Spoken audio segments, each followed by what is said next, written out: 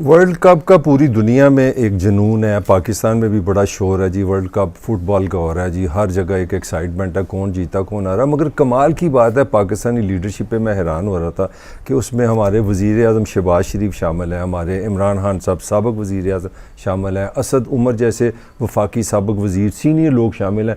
उन्होंने बड़ी ज़बरदस्त ट्वीटें की हैं जी कि मराकश जीत गया और वो सेमीफाइनल में जाएगा, को कि अनफॉर्चुनेटली वो जीत नहीं सके। तो बड़ी खुशी का इजहार किया कि जी एक अफ्रीकी मुसलमान मुल्क है, फर्स्ट टाइम वो सेमीफाइनल में पहुंचा है, बड़ा प्राइड है, मुसलमानों की इज्जत बढ़ गई है, मुसलमानों का टैक हो गया, मुसलमान छा गए हैं दुनिया पे। मतलब इसका ये है, उन्होंने लिखा नहीं है।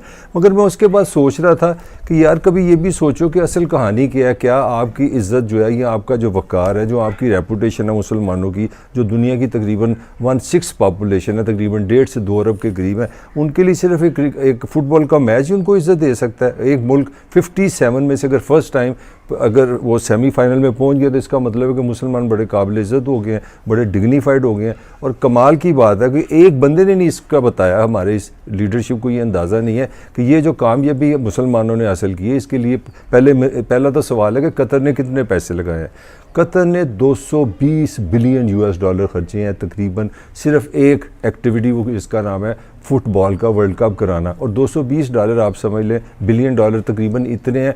पाकिस्तान जो दुनिया की 5वीं बड़ी पॉपुलेशन है, पाकिस्तान की टोटल जो GDP है वो तकरीबन 250 बिलियन के लगभग है। यानी कि आप अंदाज़ा लगा रहे हैं पाकिस्तान एक साल में जितना पैसा कमाता है, जो दुनिया की 5वीं बड़ी पॉपुलेशन है 24 करोड़ के करीब, उसका तकरीबन 80-90% के करीब जो जितना पैसा बनता है, कतर ने उसको लगा के एक फ़ुटबॉल करना, एक टूर्नामेंट कराया। कितने 15 या 20 या 30 मैचेस होंगे फुटबॉल के, एक ग्राउंड बनाई है वहाँ पे। तो हम इतने उस पर आसमानों पे चलेंगे जी, वाह जी वाह, कतर ने कितना इम्प्रेस कर दिया। देखिए उनकी सड़कें कितनी खूबसूरत हैं, उनकी लाइटें तो भी यूरोप से अच्छी हैं, वाह जी वाह, उनकी गाड़ियाँ अमरीका से बेहतर हैं, हर तरफ लश पश, वहाँ पे बेहतरीन मॉल है, मॉलों में जनाब बिल्कुल वेस्टर्न कल्चर है, कॉफ़ी बिक रही हैं।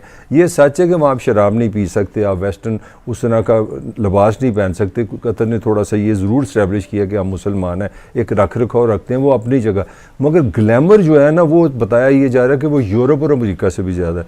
और भाई सवाल ये है कि क्या मुसलमानों का यही प्राइड रह गया कि वो एक फ़ुटबॉल का मैच खेल लें तो इसका मतलब वो तरक्की कर गई। और मुसलमान एक मुल्क की जो सड़कें हैं, अगर वो अमेरिका यूरोप की तरह नज़र आ जाएँ और रोशन हो जाएँ तो इसका मतलब आप तरक्की कर गए। नहीं, ऐसी कोई बात नहीं है। कोई हमारी लीडरशिप में कोई डेप्थ ही नहीं है। बाकी भी दुनिया ने बड़ा अच्छा रिस्पॉन्स दिया है, मगर मैं समझता पाकिस्तानी लीडरशिप ने कभी इस चीज़ को रियलाइज़ करने की कोशिश नहीं की कि दुनिया में जो रिस्पेक्ट है, जो इज़्ज़त है, वो खाली मुसलमान होने से नहीं होती। आपकी पोजीशन क्या है, आपकी माली हालत क्या है, आपकी तलीमी सूरत हाल कैसी है, आपकी एजुकेशन का निज़ाम कैसा है, आपकी सेहत का निज़ाम कैसा है, आपके लोग क्या प्रोड्यूस कर रहे हैं, आप क्या इजादात में आपका क्या हिस्सा है, दुनिया के ट्रेड में आपका क्या हिस्सा है। तो ये चीज़ें सारी मिला के एक फैक्टर जो है वो खाली फुटबॉल नहीं है जिससे आपको इज़्ज़त मिले। तो मैं इस हवाले से 2-3 चीज़ें बताना चाह रहा था। सबसे पहले तो हमें तो मुसलमानों में कोई यूनिटी नज़र नहीं आती। मतलब सबसे बड़ी बात तो ये है कि कतर को जब ये फुटबॉल का मिला है, अपना वर्ल्ड कप का जब ऐलान हुआ कि कतर ये फुटबॉल कराएगा, तो सबसे ज़्यादा जो गुस्सा कह लें या तनकीद वो सऊदी अरब ने की। Saudi Arab did not like it कि जनाब आप हमारे कंपेटर हैं, आप छोटा मुल्क है हमारे मुकाबले में, बहुत बड़ा, आपको ये इतना बड़ा एक एजाज़ मिल गया। तो पहला तो फटा ये हुआ। अब दूसरी भी सुन लें, 2026 में जो अगला फुटबॉल वर्ल्ड कप होना है वो अमेरिका और मैक्सिको और कनाडा में चला गया। मगर यार बड़ा एक अहम आपको एक पॉइंट देता जाऊँ कि इसका एक कंटेंडर जो चाह रहा था कि वर्ल्ड कप जहाँ पे, उसका नाम मराको है, मराकश है। और आप सुन के हैरान होंगे सबसे ज़्यादा किसने मुखालफत की कि मराकश में ये फुटबॉल नहीं होना चाहिए, सऊदी अरब में।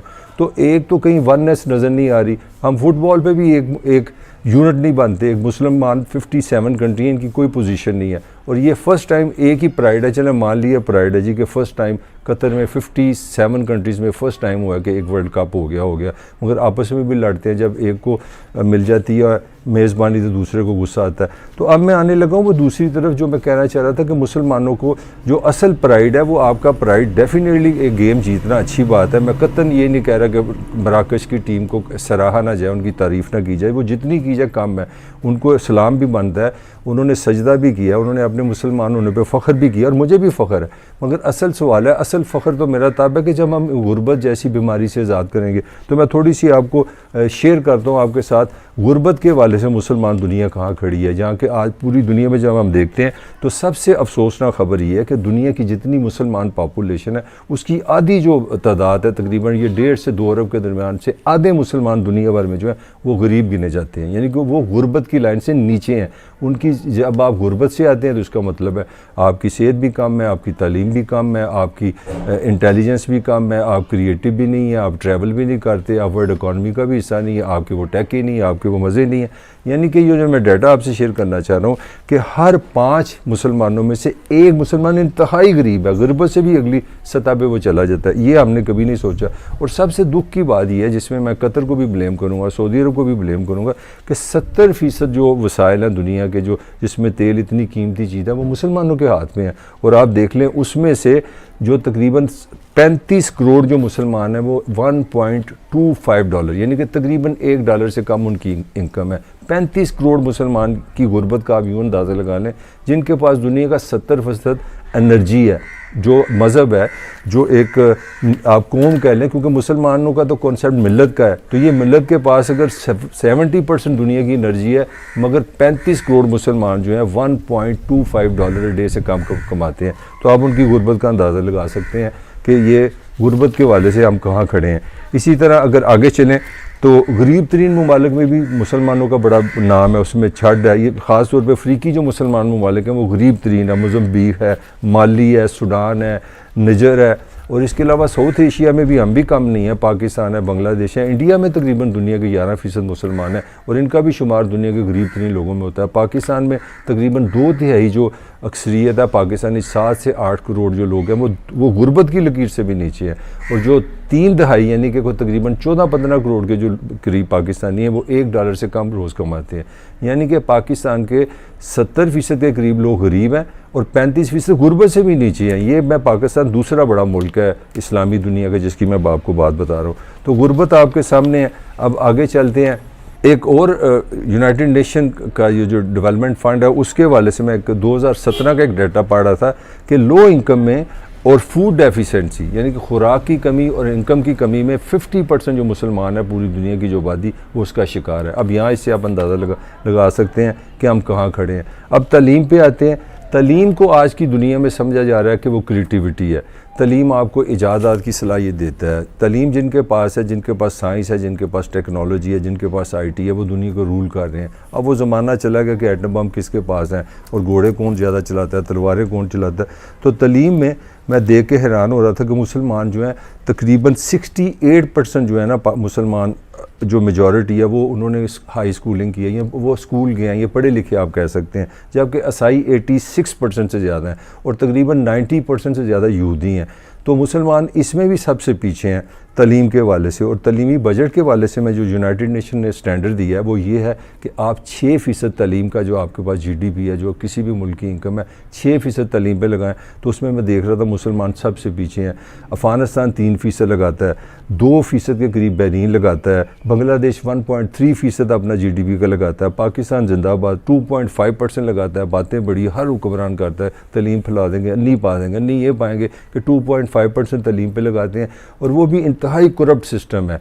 नालायक टीचर हैं, उनकी ट्रेनिंग नहीं है, उनको क्रिएटिविटी नहीं सिखाई, साइंस नहीं है, टेक्नोलॉजी नहीं है। 2.5 वो सारा पैसा वो भी तरहों पे जाता है, उसमें रिसर्च नाम की कोई चीज़ नहीं है। अरब ममालिक का थोड़ा सा सूरत हाल बेहतर है, वो तकरीबन 3.4% जो अपना जीडीपी का ना तालीम पे लगाते हैं। मगर इनमें कोई मुल्क शायद होगा, शायद ईरान है एक एग्जाम्पल, जो 6% से ज़्यादा जीडीपी का ना एजुकेशन पे लगाता है, जो जिसकी वजह से आप देख भी सकते हैं कि ईरान में जो करैक्टर है, जो इजादात हैं, वो हमसे काफ़ी आगे है। अब आगे चलते हैं। मुसलमान ममालिक का एक और बहुत बड़ा खौफनाक मसला है कि इनके स्कूल जो बच्चे जिनकी उम्र में इन्होंने स्कूल कॉलेज में होना चाहिए उस एज में ये स्कूल कॉलेज में नहीं जाते, यानी कि जिसको इंग्लिश में ड्रॉप आउट कहते हैं, स्कूलों से भाग जाते हैं, अर्ली एजुकेशन से भाग जाते हैं, वो भी सबसे ज़्यादा जो है ना वो मुसलमानों में है। और इससे पहले ये मैं आपको डाटा दूँ, मैं आपको ये बता दूँ दुनिया की जो टॉप 500 टॉप यूनिवर्सिटीज़ हैं उसमें बड़ी मुश्किल से कोई मुसलमान यूनिवर्सिटी आपको मिलेगी। और तकरीबन हज़ारों सैकड़ों सालों से मुसलमानों ने दुनिया की साइंस आईटी में कोई नामी ग्रामी कोई ईजाद नहीं की, कोई ऐसी चीज़ नहीं की जिससे मुसलमानों में प्राइड है या जिनसे मुसलमानों की एक शनाख्त बने कि इन्होंने दुनिया को ये तोहफ़ा दिया है। 36% पाकिस्तानी जो बच्चे हैं वो स्कूल छोड़ देते हैं, आप अंदाज़ा लगा लें। और तकरीबन पाकिस्तान में दुनिया में सबसे ज़्यादा बच्चे हैं, उसमें से 36% स्कूल से छोड़ जाते हैं।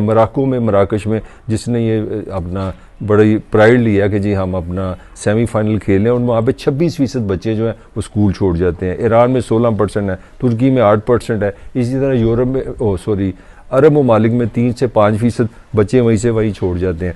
और मैं यही देख रहा था कि एजुकेशन की जो ईयर्स हैं उसमें सबसे ज़्यादा जो कौम सबसे ज़्यादा एजुकेशन लेती है, तकरीबन 14 साल एवरेज की बन रही है, वो यहूदियों की है।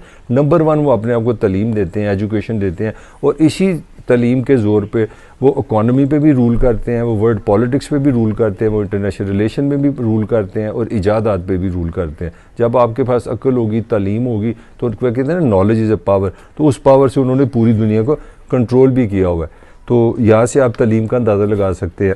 तालीम के बाद सेहत भी एक बहुत बड़ा इशू है। मैं देख रहा था कि तालीम के बाद मुसलमानों में जो इस वक्त सेहत आमा का इशू है, सबसे ज़्यादा चैलेंजेस भी मुसलमान ममालिक के हैं। यानी कि मुसलमानों की ख़वातीन जो खाने पीने में कह लें कमी का शिकार हैं, सबसे ज़्यादा वो हैं। प्रेगनेंट ख़वातीन भी इसमें शामिल हैं। जो बच्चे हैं अंडर नरिश, यानी कि जिनको अपनी ज़रूरत से कम खाना मिलता है, तवानाई कम मिलती है, वो भी ज़्यादा मुसलमान ममालिक में हैं।